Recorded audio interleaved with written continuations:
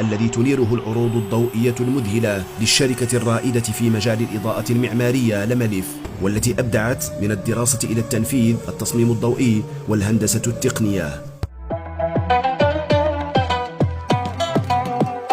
هذه إحدى أضخم لوحات العروض في العالم، 37 كيلومترا من أشرطة الليد الملتفة حول هيكل ملعب مولاي عبد الله، تحوله إلى شاشة عرض عملاقة تتزين بالأشكال والألوان والصور التي تنقل المشاهد من عمق الحضارة المغربية الثرية إلى الحاضر والمستقبل المشرق لأبناء المغرب المجيد. وفي الداخل كما في الخارج يأخذ المشهد بعدا أكثر سحرا.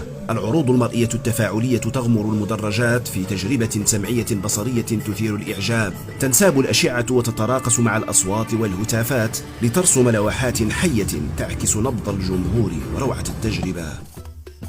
ومن غرفة التحكم هذه ترسم خيوط الإبداع والإبهار البصري داخل الملعب وخارجه.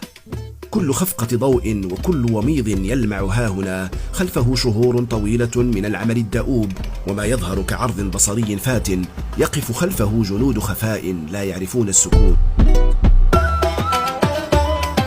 هي تجربة مغربية لامعة تقودها لملف نحو العالمية، وما كان بالأمس القريب ضربا من الخيال أضحى اليوم واقعا يسلب الألباب.